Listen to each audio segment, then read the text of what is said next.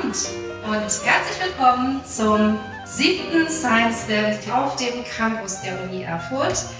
Ja, am Herzen der Wissenschaft sozusagen in dieser Stadt. Und ihr entscheidet heute Abend, wer den Sieg nach Hause trägt. Unsere nächste Slammerin ist Konfliktforscherin. Sie entwickelt Strategien und Interventionen, um Gewalt zu beenden und Frieden zu fördern. In ihren Augen muss die Wissenschaft immer im Dienste der Gesellschaft stehen. Und sie ist heute dabei beim Science Slam, um zu zeigen, was sie mit ihren StudentInnen tut, um die Welt zu einem etwas besseren Ort zu machen. Sie ist Kolumbianerin. Sie hat Englisch in Moskau gelernt und ihren Doktor in Neuseeland gemacht. Wir haben sie in wirklich allerletzter Sekunde noch für den Science Slam gewinnen können. Deswegen sage ich einfach mal, without further ado, please welcome Dr. Alejandra.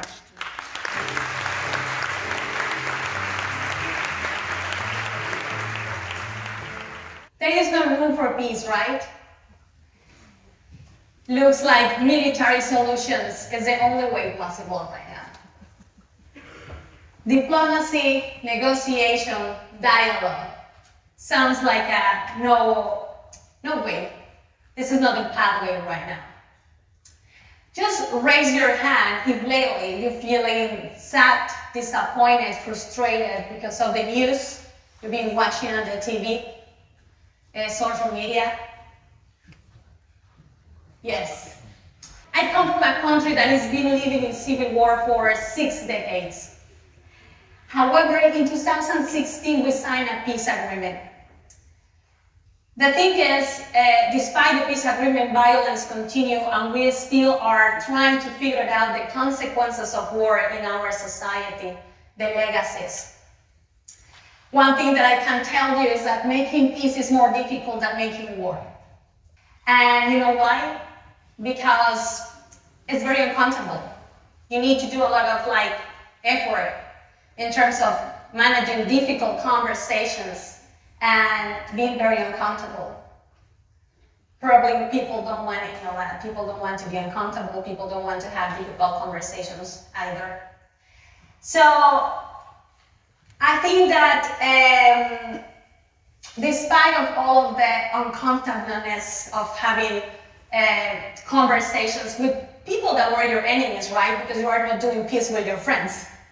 So, I mean, that's why it should be uncomfortable, but people don't want that.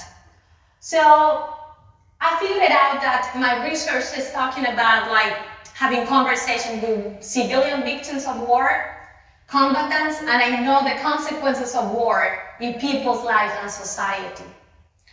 When I was living in New Zealand, where I did my PhD, I was working with young people and refugee background young people. And I witnessed other kind of violence, and one that is more invisible, probably less noisy than big bombs. Discrimination, racism. And I was working with these young people, and I realized that violence is not only located in countries like Colombia, also in countries like New Zealand. I'm sure that you are aware of the Christchurch attack in 2019, right? Well, when I arrived here in Germany 1 year ago, I witnessed as well this violence here. The experience of my international students, and even in my own experience, I've been treated different because of the way that I look and the country that I come from. So I realized that I'm not here just to fight in the war that is noisy. All kinds of violence is something that we should fight for. So I realized that it is true there is no room for peace, but I'm going to make my own. So I created a research group with my students that is called Semillero for Peace and Conflict Studies. Semillero is a word in Spanish for seeds. And my aim is to share with my students methodology for foster peace and also prevent violence or conflict. So we were working together, and I realized, well, I can just see what is going on here in Erfurt. And I met a really cool people in a local NGO. And I say, well, why we don't write, a project together? Because you know what you need for science? Money. You need money for science. So we applied together, and we got a grant. and we got a grant together to develop certain activities in the community here in Erfurt to prevent violence, to foster peace, to make something about what is going on in the region, because we have polarized views. We have certain ideas and values and beliefs that are putting people in risk and probably fostering justification of violence against certain communities. So I realized that we can do something to transform the community that is close to us. I probably cannot do that much for changing what is going on in the biggest scale, but I can transform my reality and I can help as well my students to know how they can do it as well. Because if we just sit there watching TV and being sad, but not doing anything in our everyday practices to transform our realities, what is the point of science, right? So, what is everyday peace? Everyday peace means that people like you and me trying every day of their life, when you have encounter with people, to manage to have always a positive encounter. Sometimes you have this passive-aggressive tone of voice, which is harming someone, right? Well, being conscious about not doing that is a way of preventing non-violent communication. So we follow some theories in peace and conflict studies and social psychology as well to implement and do interventions in our community to foster empathy, humanization, respect, compassion, and embracing the difference. And also to know how to handle difficult conversations, right? So this is the team, international students from the Fulbright School, a local NGO, and me and myself. So we were working together, and we also believe on science. I am a policymaker as well. In my country, I was advising the security forces for peace. So yes, my job was trying to transform the mentality of soldiers for peace.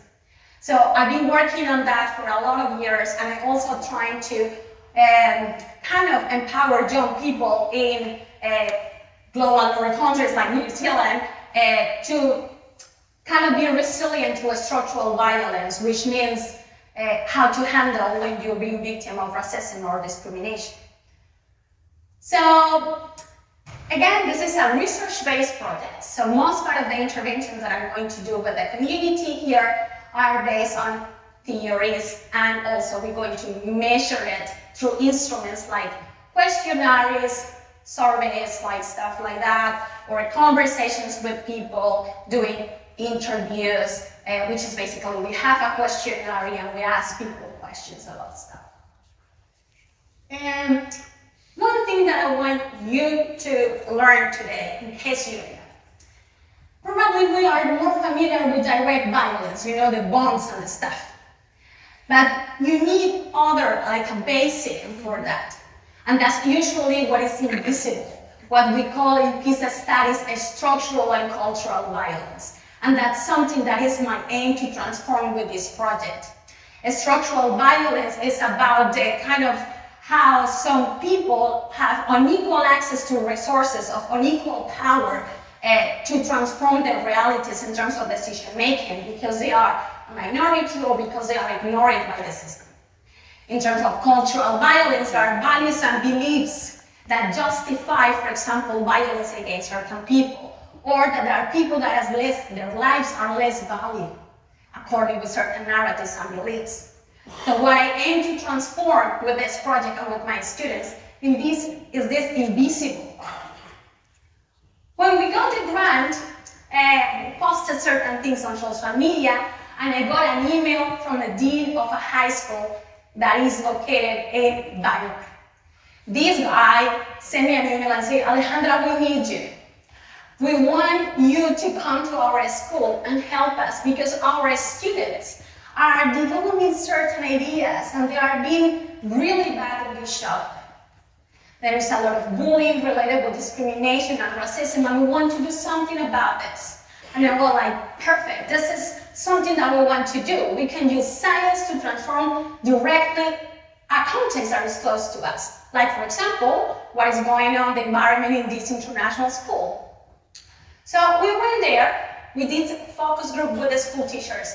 We listened to them. We were like, deeply listen to them. Like, what is your challenge? Because we first needed to encounter them. It's like, well, tell us a little bit of what is going on with your students. What is your challenge? What are the things that they are saying to each other? So we did something that is a need assessment, which again allows us to have some planning, and then we will develop this implementation process of the project. We are aiming to develop some models in conflict resolution, intercultural classroom activities, and also bring some tools of negotiation and mediation for the students. So basically, we are doing what I think is science for transformation. And you know what? I say this to my students every day. Hope is a decision, and you can make a difference. And we are trying to do this with science, with actual empirical tools to transform our surrounding. Thank you so much.